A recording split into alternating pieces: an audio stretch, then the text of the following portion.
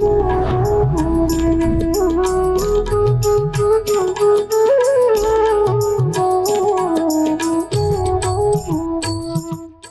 पहले मैं भगवान मानती थी कि हाँ चलो है, ठीक है, जो भी है। लाइफ बहुत ज़्यादा अनप्रिडिक्टेबल है। भक्ति जब जितना जल्दी स्टार्ट कर सके उतना जल्दी करो। भक्ति की सारी चीज़ें अच्छी हैं। डिस्को में जाते हो, वहाँ गानों पे नाचते हो, हम लोग मंदिर जाते हैं, कीर्तन में नाचते हैं। हरे कृष्णा। आमतौर पर भक्तों से मिलकर उनके जीवन के बारे में सुनकर ऐसा लगता है कि उन्होंने परम आनंद की प्राप्ति करी है।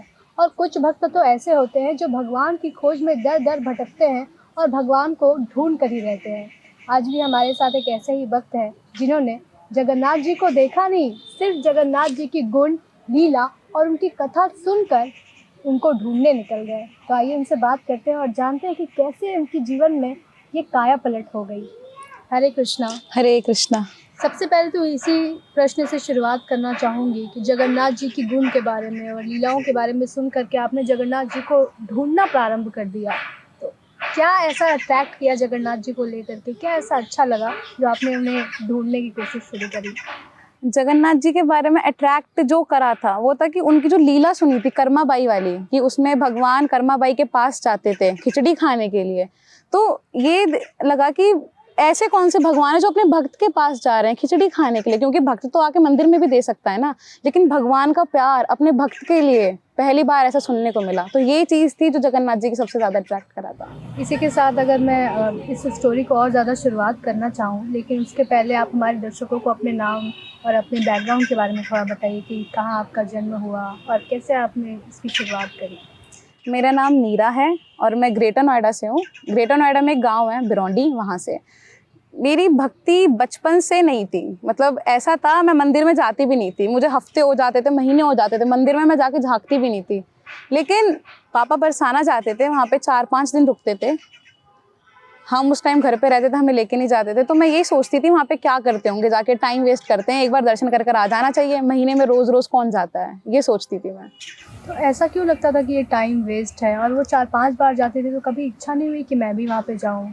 इच्छा होती थी, लेकिन फिर ये लगता था कि पापा वहाँ रुक कर आते हैं, मतलब एक दिन गए तो अगले दिन भी वहीं पे, फिर तीसरे दिन भी वहीं पे। तो ये लगता था टाइम वेस्ट हो रहा है ना, दर्शन करके आ जाते हैं, क्यों रुकना बेमतलब में, ना जगह जानते ना लोगों को जानते। तो जैसे कि अभी आपने बताया कि आप बस पापा को जाते हुए देखती थी कि वो बरसाना जाते हैं, आपके मन में कुछ ऐसी इच्छा नहीं थी। लेकिन जहाँ जगन्नाथ जी की स्टोरी कनेक्ट करें हम, तो ये भी है कि जगन्नाथ जी की जो लीला है आपको काफ़ी ज़्यादा अट्रैक्ट करी। फिर आपकी जर्नी कब शुरू हुई? आपने कब ऐसा सोचना शुरू किया कि हाँ, मुझे भी जाना है बरसाना, मुझे भी भक्ति करनी है? तो भक्ति की जो शुरुआत है वो कैसे हुई?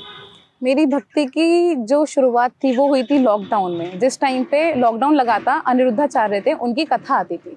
उसमें जगन्नाथ जी की कथा सुनी थी, कर्माबाई के बारे में। कर्माबाई और जगन्नाथ जी की कथा थी। उसके बाद फिर हम धीरे धीरे हमने खोजना शुरू करा कि जगन्नाथ जी कौन है, कैसे हैं, क्या है।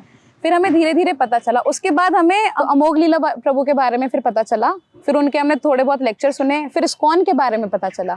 फिर हम ग्रेटर नोएडा में एक सेंटर है शांतिपुर बेस, वहाँ पर गए। फिर वहाँ पे हमें जगन्नाथ जी ने दर्शन दिए। फिर वहाँ से भक्ति स्टार्ट हुई। जब आपको पहला दर्शन मिला होगा जगन्नाथ जी का और जिस तरह की लीलाएं आपने सुनी थी, क्या वो दोनों चीज़ें मैच कर रही थी? क्या कुछ अद्भुत सा हुआ था उस वक्त, मिरेकल्स हुआ था उनको दर्शन मात्र करने से? मिरेकल तो नहीं हुआ था, लेकिन मेरा पहला रिएक्शन जगन्नाथ जी को देख के ये था कि हाँ ये प्यारे हैं, लेकिन कोई ऐसा इतना खास अट्रैक्शन मेरे को पहली बार में नहीं हुआ। उस टाइम भी मैं बस ऐसे खड़ी थी एकदम स्टैचू की तरह उनके सामने, ना कोई दंडवत, ना कोई हाथ जोड़ना, बस ऐसे कि हाँ ये है, ठीक है ये है।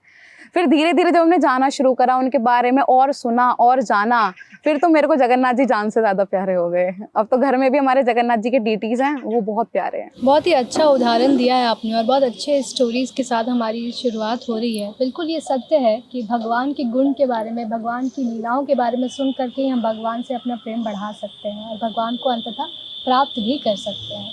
इसी के साथ यदि मैं इस्कॉन की शुरुआत की बात करूँ, जैसे आपने बताया कि अमोघ लीला प्रभु की आप लेक्चर्स सुनती थी और पहली बार जब इस्कॉन जाना हुआ, तो क्या चीज़ रही होगी जो काफ़ी ज़्यादा अट्रैक्ट करी होगी? क्या वो जगन्नाथ जी की स्टोरी थी या फिर अमोघ लीला प्रभु के लेक्चर्स थे या फिर मंदिर में जो आपने दर्शन किया, वो एक चीज़ जो काफ़ी ज़्यादा अट्रैक्ट करी होगी इस फिलॉसफी के बारे में, वो क्या है? सबसे ज़्यादा मेरे को जो अट्रैक्ट किया था वो दिल्ली मंदिर में राधा पार्थ सारथी ने किया था। एक जगन्नाथ जी मेरे को अच्छे लगते हैं, हमेशा लगते रहेंगे। लेकिन जब पहली बार हम दिल्ली टेम्पल गए थे, ईस्ट ऑफ कैलाश, वहाँ पे जब पहली बार दर्शन करे थे, वो एकदम बिल्कुल मैजिकल मोमेंट था। मेरे को ऐसा लग रहा था भगवान बिल्कुल सामने अभी आएंगे, बस मेरे को उनके पास जाना है, ये वाला फील था उस टाइम पे। तो क्या उससे पहले कभी अध्यात्म की तरफ, स्पिरिचुअलिटी की तरफ उतना ज़्यादा लगाव नहीं था? और आपके फैमिली वाले, क्या उनको कभी अजीब नहीं लगता था कि जैसे आपके पापा सिर्फ कहीं ना कहीं कनेक्टेड थे, लेकिन बाकी लोगों की बात करो तो उन लोगों को कैसा लगता था कि आपका इंक्लिनेशन इतना ज़्यादा बढ़ रहा है? तो उनके क्या रिएक्शंस थे? पापा का रिएक्शन कुछ नहीं था, लेकिन पापा को सही लगता था, लेकिन मम्मी को लगता था कि बच्चे संत बन जाएंगे। मेरे दादा दादी, उनको लगता था संत बन जाएंगे। चाचा चाची, इतना बहुत बड़ा फैमिली है, सबको लगता था कि बच्चे गलत राह पे जा रहे हैं। भक्ति करो तो उन्हें गलत लगता था, उल्टे सीधे काम करो तब भी गलत लगता था, उन्हें कुछ सही नहीं लगता।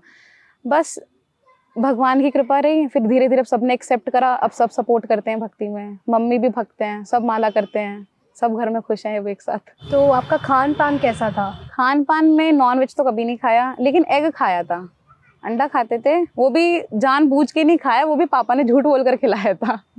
वरना अपनी तरफ से कभी एग में या फिर नॉन वेज में कभी अपनी तरफ से कोई इंटरेस्ट नहीं था। अनियन गार्लिक हम खाते थे, चॉकलेट कॉफ़ी सब लेते थे, लेकिन अब कुछ नहीं है। तो जैसे कि आपने बताया कि आपने ओनियन गार्लिक और चॉकलेट्स, कॉफ़ी सब कुछ छोड़ दिया। बहुत सारे भक्त जो इनिशियल डेज में वो बताते हैं कि उनको काफ़ी ज़्यादा अट्रैक्ट करता है और बहुत मुश्किल आती है फिर उन सभी चीज़ों से अपने आप को बाहर निकालने में। तो क्या आपके साथ भी ऐसा हुआ कि आपको भी बीच-बीच में कहीं न कहीं अट्रैक्ट करती हो वो सारी चीज़ें, कि हाँ, मैं भी ओनियन गार्लिक खाऊँ? स्टार्टिंग में करती थी, लेकिन अब नहीं करती। स्टार्टिंग में होता था, मैं अपनी बहन के साथ अगर दुकान पे भी जाती थी कुछ लेने के लिए, तो मैं कहती थी मेरी माला खोलना, मैं कुछ खाऊंगी इधर। ये होता था मेरे साथ। मैं उससे माला खुलवाती थी, फिर मैं खाती थी, फिर वहीं बाहर कुल्ला वुल्ला करके पानी पी के घर आती थी, क्योंकि मम्मी डांटती थी। फिर मम्मी को आज तक नहीं बताया था, लेकिन अब पता चल जाएगा। माला मतलब कौन-सी माला? कंठी माला, तुलसी वाली माला जो गले में, वो मैंने धारण कर ली थी। रूल्स रेगुलेशन फॉलो करती थी, लेकिन बीच बीच में कभी मन करता था सबको खाता हुआ देख के कि ये खा रहे हैं मैं भी खाऊं, तो उस टाइम पे मैं जब जाती थी तो बहन से खुलवाती थी, तो तुलसी अब खोलो इसे, मुझे खाना है। तो जैसे आपने बताया कि आहार में बहुत सारे बदलाव आए, ओनियन गार्लिक छोड़ा और इनिशियल डेज़ में आपका मन होता था कि ओनियन गार्लिक खाओ और माला उतार के आप खाती भी थी। तो क्या जब आहार पूरी तरह से बदला, ओनियन गार्लिक छोड़ दिया, तो क्या घर वाले एक्सेप्ट करते थे इस चीज़ को? और क्या अब महाप्रसाद में उस तरह का आनंद आता है? उस तरह का टेस्ट मिलता है आपको? महाप्रसाद में ऑब्वियसली वो टेस्ट मिलता है, लेकिन महाप्रसाद जैसा कुछ नहीं हो सकता, क्योंकि वो जो चीज़ें थी वो बेकार थी, उनमें कुछ टेस्ट नहीं था, वो टेस्टलेस थी। लेकिन ये जो महाप्रसाद है, इससे एक तो हमारी भक्ति बढ़ती है। और प्रभुपाद जी ने भी जब अमेरिका गए थे, वहाँ हिप्पीज़ को कैसे बदला था, रसगुल्ला प्रसाद बना के खिलाते थे उन्हें, अपने हाथों से प्रसाद बनाते थे। तो प्रसाद से ही हम भक्त बनते हैं, प्रसाद पाते हैं। और जब हम शांतिपुर बेस जाते थे, वहाँ पर शाम के टाइम खिचड़ी बंटती थी, तो मेरा ये नहीं रहता था कि दर्शन करूँ, ठीक है चलो दर्शन कर लिया, पहले बाहर जाके खिचड़ी पाती थी, फिर जाके अंदर दर्शन पाती थी। तो प्रसाद से ज़्यादा कनेक्ट हुए हैं। और अब भी जैसे कभी जाते हैं तो मैं भाई से बोल देती हूँ, भाई प्रसाद लेकर आना। तो प्रसाद बहुत इंपॉर्टेंट होता है हमारी भक्ति के लिए। वाक़ई बहुत ही इम्पॉर्टेंट चीज़ है ये कि अगर हम अपने आहार को बदल रहे हैं तो महाप्रसाद का वो टेस्ट आना बहुत ज़्यादा ज़रूरी है। इसी के साथ यदि पढ़ाई की बात करें, अगर अभी आप यूथ हैं और पढ़ना भी होता है और साथ में भक्ति भी करनी होती है, कैसे बैलेंस कर पाती है दोनों चीज़ों को? बैलेंस करना इतना मुश्किल नहीं है। अभी मैं कॉलेज में हूँ, मेरा सेकंड ईयर चल रहा है, मैं बीए इंग्लिश ऑनर्स कर रही हूँ गौतम बुद्ध यूनिवर्सिटी। वहाँ पे हमारी टाइमिंग होती है 9 बजे से 4:30 बजे तक। तो सुबह जल्दी उठ के मम्मी मंगला आरती करती हैं, उसे अटेंड करते हैं, कभी नहीं करते, नहीं हो पाता रेगुलर। लेकिन हाँ, माला हो जाती है सुबह के टाइम, 8 से 10 माला सुबह के टाइम, फिर दिन में जो टाइम मिलता है उसमें 6-7 माला हो जाती हैं। लेकिन मेरी 16 माला भी अभी थोड़ी रेगुलर है, मतलब रेगुलर हैं, लेकिन कभी कभी जैसे कुछ हो गया तो बीच में छूट जाती है कभी कभी, लेकिन कोशिश कर रही हूँ रेगुलर रहे। टाइम मैनेजमेंट हो जाता है अच्छे से। अगर रीडिंग भी करनी है तो अपनी पढ़ाई पहले कंप्लीट करके फिर थोड़ा टाइम अपनी उसके लिए निकालो। और अभी मैं यहाँ VIHC Vrindavan institute of higher education से भक्ति प्रवेश कर रही हूँ। उसकी हर रोज़ क्लास होती है, शाम के टाइम 2 घंटे 1 घंटा रोज़ क्लास होती है, तो सब मैनेज हो जाता है, भगवान सारी अरेंजमेंट कर देते हैं। आपने बहुत ही स्पष्टता से बैलेंस करने के बारे में बताया कि स्टडी और भक्ति को हम कैसे बैलेंस कर पाते हैं। यदि दिनचर्या की बात करें, क्योंकि सारी चीज़ें दिनचर्या के साथ ही शुरू होती है, दिनचर्या में ही आती है, तो मैं चाहती हूँ कि आप अपने दिनचर्या के बारे में थोड़ा हमारे दर्शकों को बताएं। तो दिनचर्या के बारे में 4:30 बजे तक मैं उठ जाती हूँ, 4:35 लास्ट होता है, उस टाइम में उठ जाती हूँ। 4:30 मम्मी मंगल आरती करती रहती है, तो मंगल आरती के बाद सुन के मैं उठ के नहा धो के मंगल आरती जाके अटेंड करती हूँ मम्मी के पास। उसके बाद फिर हमारी ऑनलाइन जूम मीटिंग होती है, जिसमें सारे डिवोटीज़ आते हैं, क्योंकि सब अलग अलग जगह रहते हैं तो सब एक साथ इकट्ठे नहीं हो पाते सुबह के टाइम। तो जूम मीटिंग होती है, उसमें सब बैठ के एक साथ चैंटिंग करते हैं कैमरा ऑन करके। फिर वो होती है वहाँ पे अपनी माला करके। फिर मेरा 9 बजे कॉलेज स्टार्ट होता है, मम्मी 7 बजे स्कूल चली जाती हैं, तो बाकी मैं जब तक घर पे रहती हूँ उसके बाद फिर मैं 9 बजे कॉलेज निकल जाती हूँ। कॉलेज भी मैं रेगुलर नहीं जाती, लेकिन कभी चली गई कभी नहीं गई। तो जिस दिन मैं कॉलेज जाती हूँ उस दिन तो मैं अपनी क्लासेस अटेंड करती हूँ। जिस दिन मैं कॉलेज नहीं जाती, मैं हारमोनियम भी सीख रही हूँ तो उसकी प्रैक्टिस करती हूँ, या फिर कोई बुक रीडिंग कर लिया, या फिर अपना कोई काम कर लिया। तो 4:30 बजे तक ये सारे काम हो जाते हैं मेरे। उसके बाद फिर घर आके अपना फ्रेश वगैरह होना, फिर खाना वाना खाना, तो 6 बजे तक ये सारा काम होता है। उसके बाद फिर 7 बजे गौर आरती होती है, वो सेवा मेरी है। 7 बजे मैं अपनी गौर आरती करती हूँ। फिर 7 बजे से लेके 7:20 तक गौर आरती हो जाती है। फिर मेरी क्लास शुरू हो जाती है भक्ति प्रवेश की। फिर 9 बजे तक क्लास चलती है। उसके बाद फिर अपना फिर से जो भी अपने दिन का सारा काम समेट कर फिर रात को 10 बजे या 10:30 लास्ट सो जाती हूँ। ये दिनचर्या होती है। जैसे कि आपने अभी दिनचर्या के बारे में बताया, भक्ति में आने से पहले एक अलग दिनचर्या में रहते हैं लोग। उस दिनचर्या को लेकर के और इस दिनचर्या में बात करें तो काफ़ी ज़्यादा डिफरेंसेस हैं, क्योंकि भक्ति की बहुत सारी चीज़ें ऐड ऑन हो चुकी है।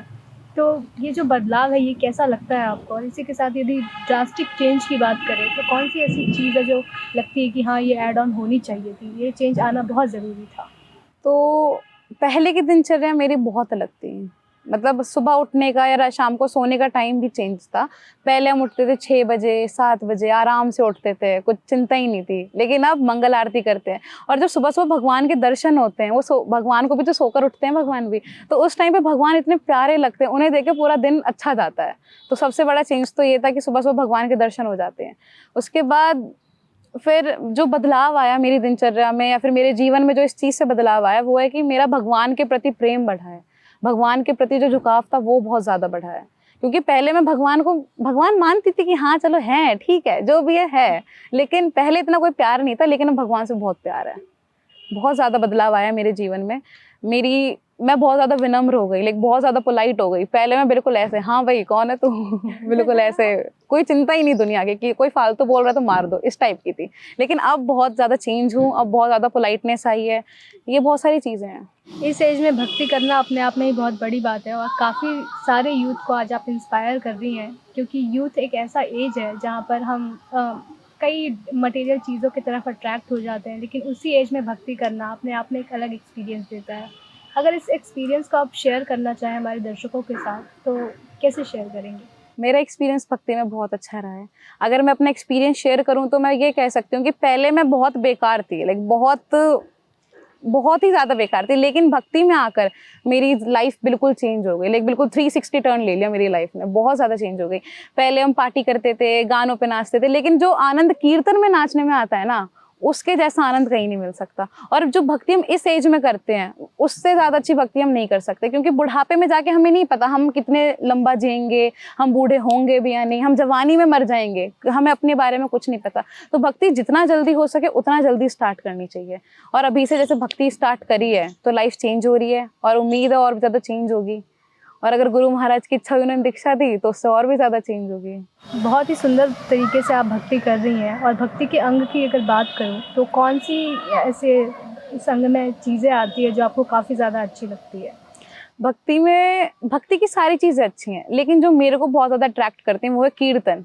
लाइक जो कीर्तन होता है, कभी स्लो कीर्तन, कभी फास्ट कीर्तन, कीर्तन में डांस करना। फिर उसके बाद महाप्रसाद, जो प्रसादम होता है ना, कीर्तन में डांस करने के बाद जो प्रसाद पाते हैं उसका तो मज़ा ही अलग होता है। लाइक उससे ज़्यादा आनंद में कुछ नहीं हो सकता। उसके बाद सेवा, जब भगवान की सेवा करते हैं तो मैं जो सेवा करती हूँ वो जैसे फ्लावर ड्रेस बनाना या फिर भगवान को ड्रेस करना, भगवान की पेंट करना, उनका श्रृंगार करना, ये सारी सेवाएं मेरे को अच्छी लगती है और इन्हें मैं करती हूँ। इनमें मेरा बहुत ज़्यादा इंटरेस्ट है। इस एज में इस तरह का इंटरेस्ट आना ये अपने आप में ही बहुत बड़ी बात है। जो दर्शक आपको देख रहे हैं वो चाहते हैं कि आप उनको कुछ मैसेज दें, तो आप क्या मैसेज देना चाहेंगे हमारे दर्शकों को, मेनली हमारे यूथ को और उनके पेरेंट्स को, जो उन्हें भक्ति में कहीं ना कहीं आगे जाने से रोकते हैं कि ये साधु बन जाएगी, ये साधु बन जाएगा, ये साध्वी बन जाएगी, इस तरह की बातें होती हैं? एक मैसेज यूथ के लिए और उनके पेरेंट्स के लिए ये होगा कि हमें नहीं पता हमारी लाइफ कब कितनी लंबी है, हम कल जिएंगे या फिर कल नहीं रहेंगे, हमें कुछ नहीं पता। लाइफ बहुत ज़्यादा अनप्रिडिक्टेबल है। भक्ति जब जितना जल्दी स्टार्ट कर सकें उतना जल्दी करो। लाइक आज से ही स्टार्ट करो, अभी से स्टार्ट करो। भक्ति करनी है तो अभी स्टार्ट करो, भगवान के दर्शन करो, भगवान की सेवा करो, प्रसाद पाओ, प्रसाद को वितरण करने में हेल्प करो, बुक डिस्ट्रीब्यूशन करो, कीर्तन में नाचो, कीर्तन करो। बहुत सारी चीज़ें हैं भक्ति में जो हमको बहुत ज़्यादा खुशी देंगी। और हमें पता नहीं है ना कि अभी मरने के बाद क्या होगा, लेकिन पढ़ा नहीं है अभी हमने कभी कि हमारे साथ क्या होगा क्या नहीं होगा। लेकिन जब मरेंगे, जब हम भक्ति नहीं कर रहे और जब मरेंगे तब पता चलेगा ना कर्मों का फल क्या मिलेगा। जब इतने सारे नर्क होते हैं, 28 प्रकार के नर्क होते हैं जिनमें अलग अलग पापों के लिए अलग अलग फल मिलता है, तब पता चलेगा। लेकिन जो भी है सबको पता होता है कि कर्मों का फल तो हमें भोगना है, तो उन कर्मों को हमें सही करना चाहिए अभी से ही, तो भक्ति करनी चाहिए। और सब बोलते हैं कि तुम क्या कर रहे हो, बाबा बन जाओगे, माता बन जाओगे, साध्वी जो भी बन जाओगे, ऐसा कुछ नहीं होता। हम सिर्फ अपना एक लाइफस्टाइल चेंज कर रहे हैं, हम अपने लाइफस्टाइल को सुधार रहे हैं। तुम लोग डिस्को में जाते हो, वहाँ गानों पे नाचते हो, हम लोग मंदिर जाते हैं, कीर्तन में नाचते हैं, और तुम लोगों को लगता है कि हमारा जो नशा कर रहे हैं, लाइक तुम लोग ड्रग्स का नशा करते हो, थोड़ी देर रहता है फिर नीचे आ जाते हो। लेकिन जो हम नशा कर रहे हैं, जो हम हरि नाम का नशा कर रहे हैं, उससे हम ऊपर ही जाएंगे, सीधा भगवान के पास जाने की कोशिश है उस नशे से। बस बहुत ही सुंदर मैसेज दिया आपने हमारे यूथ के लिए। जो यूथ आपको देख रहे हैं और सुन रहे हैं, वो ये सुनने के बाद, आपके एक्सपीरियंसेस को सुनने के बाद बेशक भक्ति की तरफ आगे बढ़ेंगे। और जैसे कि आपने बताया कि भक्ति बुढ़ापे का काम नहीं है, तो पेरेंट्स भी यदि ये सोचते हैं कि हमारा बच्चा साधु या साध्वी बन जाएगा, तो आज जीता जाता एग्जाम्पल है हमारे सामने, तो ये बता रहा है कि वाकई ऐसा नहीं है। कोई भी साधु नहीं बन जाता भक्ति करके, बस कुछ चीज़ें हैं जो हमारे जीवन में ऐड हो जाती है और हम स्टे हाई फॉर एवर हो जाते हैं। इसी के साथ मिलेंगे एक नई कड़ी में एक नई भक्ति के साथ। Thank you so much. Hare Krishna. ऐसे ही और भक्तिमय कार्यक्रमों के लिए देखिए हरे कृष्णा टेलीविजन, और इसे प्राप्त करने के लिए आप अपने केबल अथवा DTH ऑपरेटर से संपर्क करें तथा और अधिक जानकारी के लिए आज ही डायल करें 7666 839 839।